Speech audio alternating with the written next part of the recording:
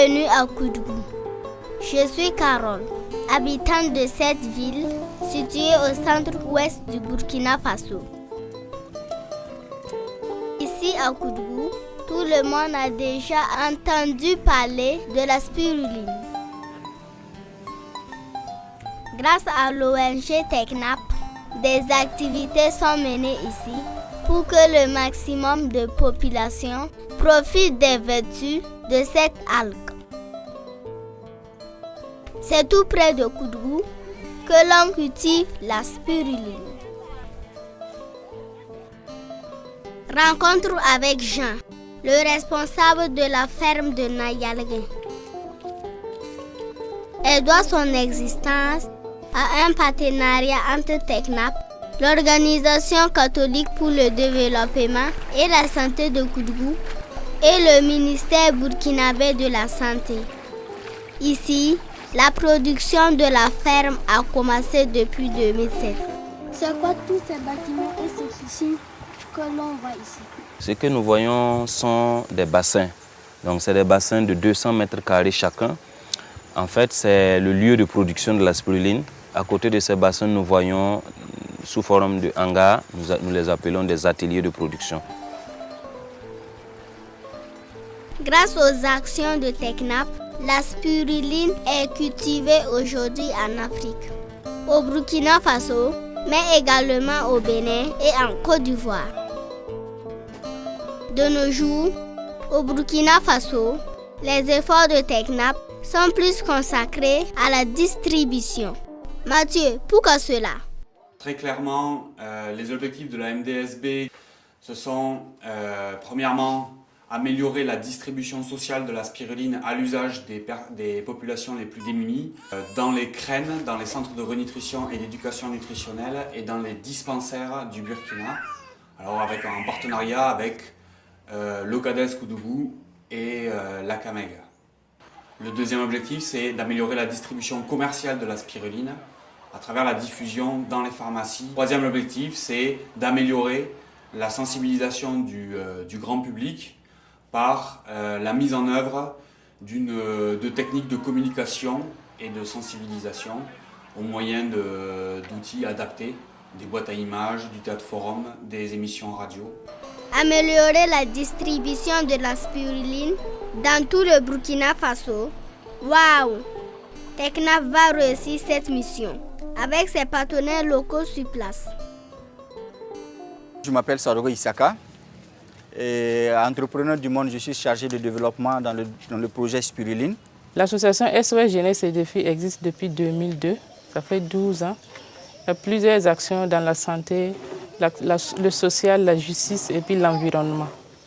Et la Croix-Rouge participe à la distribution de la spiruline. Je suis la sœur Félicité Ouedraogo, responsable du CSPS Saint-Michel.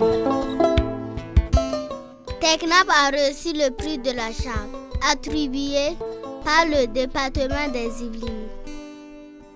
Ce prix récompense chaque année le projet le plus exemplaire par ses bonnes pratiques.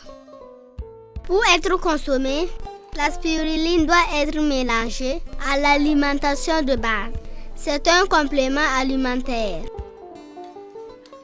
L'ONG TechNap a donc eu l'ingénieuse idée de concevoir un produit facile à distribuer et attrayant pour tous les publics, et notamment les enfants, qui sont les principales victimes de la malnutrition.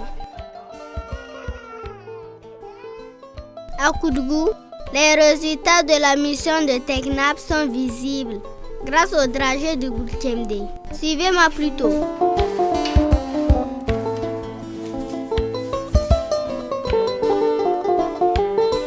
L'atelier Les Drageurs du Boulkemde, c'est d'abord une unité de production. Il y a Joseph, le chef d'équipe. Avec ses coéquipiers, c'est eux qui font marcher la toupie venue de la dragerie de Banas. Ils passent par plusieurs étapes bien maîtrisées pour aboutir à ces succulents bonbons.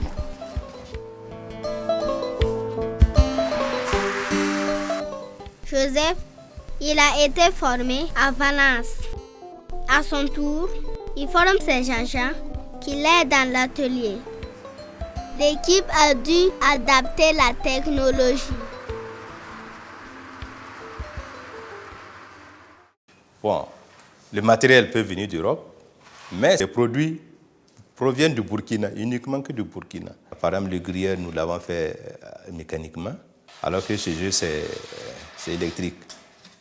Nous avons fait des installations qui puissent nous permettre de produire. Le projet des dragées du Bulkende consiste à fabriquer et distribuer un produit enrichi à base de spiruline. Les dragées du Bulkende renforcent le tissu économique local. C'est aussi un moyen de développer les emplois locaux en s'appuyant sur des fournisseurs de proximité et ainsi augmenter les impacts collatéraux du projet. Marie-Madeleine est la coordinatrice de l'association des dragées du Bulkende. Avec des produits locaux que nous fabriquons, par exemple les mangues, il y a une association qui nous fournit les mangues pour la confiture et aussi nous achetons les arachides avec les commerçants locaux. Ensuite, nous achetons aussi la spiruline avec les bassins de Nayalgué. 45 grammes d'arachide, plus 3 grammes protéines, hein? Plus lipides. C'est bon pour la croissance. Je le sais, les dragées du Bulkende sont faites ici à Koudougou. Mais où peut-on avoir accès à ces produits? Suivons Olivier. Il est spécialiste en marketing. C'est lui le responsable de la vente et de la distribution des dragées. Déjà, nos circuits de distribution, c'est surtout au niveau des boutiques et des surfaces qu'on appelle alimentation. Nous passons aussi par les hôtels pour vendre nos produits et les différentes foires qui s'organisent dans la ville. Les pistes que nous envisageons de mettre en place. Et déjà, dans un premier temps, c'est d'élargir notre circuit de distribution. Voilà, c'est d'aller vers d'autres villes et de toucher d'autres boutiques. Et c'est de travailler aussi avec des partenaires qui sont dans la distribution et qui ont un large réseau, par exemple Total. Voilà, Total a plus de 100 boutiques dans la ville et dans le pays. Il y a aussi l'UNICEF qui est là, qui pourrait éventuellement acheter nos produits pour les distribuer aux enfants malnutris. Mathieu, qu'allez-vous faire avec ces récompenses du département des Yvelines? Les 3 000 € qui ont été gagnés dans le cadre du prix de la charte seront investis dans le projet des dragées du Bulkende, dans la mise en œuvre certainement d'une deuxième toupie pour justement augmenter les capacités de production de l'atelier. Également dans l'amélioration des abords de l'atelier pour répondre aux normes d'hygiène et de sécurité. Et puis également dans des opérations de communication et de sensibilisation du public à la consommation du produit, quoi.